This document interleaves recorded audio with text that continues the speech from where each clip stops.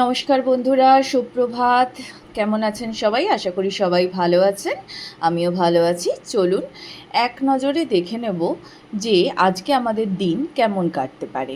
প্রথমেই যেটা দেখা যাচ্ছে যে আপনারা যারা অনেকে অনেক দিন ধরে সম্পর্কে আছেন, বা হয়তো এমনও হতে পারে যে যাদের সম্পর্ক শেষ হয়ে গেছে, কোনো বিচ্ছিরিভাবে সম্পর্ক শেষ হয়েছে, যেমন সেই মানুষটি আপনাকে এমন কিছু কথা বলেছে বা খুব দুঃখ দিয়েছে।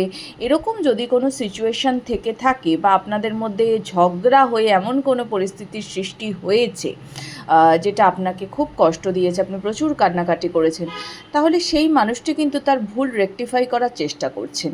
এবার এখানে দু রকম এনার্জি আছে। এক হতে পারে, ধরুন ঝগড়া হয়েছে, মানুষটি এখনও প্রচুর চিন্তাভাবনা করছেন, উনি আপনার কাছে ফেরত আসার চেষ্টা করছেন, হয়তো মনে মনে ভাবছেন, বা হয়তো অনেকের ক্ষেত্রে এই সম্পর্কটা এন্ড হয়ে গেছে। এবার এন্ড কার তরফ থেকে হয়ে গেছে? এন্ড আপনার তরফ থেকে হয়ে গেছে, আপনার পার্টনারের তরফ থেকে নয়।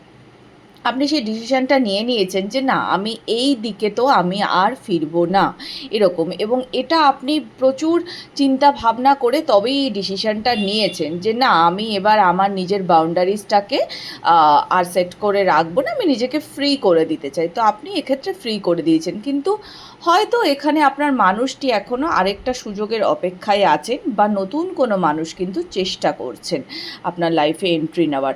বাট আপনি খুব একটা আজকে সেই দিকে ইন্টারেস্টেড নেই। আপনি আপনার কেরিয়ার নিয়ে যথেষ্ট ব্যস্ত থাকবেন এবং আপনার আগামীর কথা আপনি চিন্তা করবেন, এবং আপনার কাছে সত্যি কথা বলতে কেরিয়ার নিয়ে অপশানও আসছে। আপনি আজকে হয়তো এক দুবার আপনি এই জিনিসটা নিয়ে, আপনার পুরনো সম্পর্ক নিয়ে হোক বা কারেন্ট সম্পর্ক নিয়েই হোক, আপনি হয়তো এক দুবার একটু ভেঙে পড়বেন, কিন্তু পরক্ষণেই আপনি আবার কাজে ব্যস্ত হয়ে যাবেন।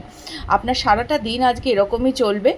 আর আপনাদের কিন্তু সবার ক্ষেত্রেই অ্যাবান্ডেন্স আসতে চলেছে, কেমন? তো সেটার জন্য প্রস্তুত থাকুন, ঈশ্বরের শরণে থাকুন, সব সময় তাকে বলুন যে আপনাকে যেন উনি লড়ার শক্তি দেন। ভালো থাকুন, রাধে রাধে। দেখা হবে পরবর্তী রিডিংয়ে।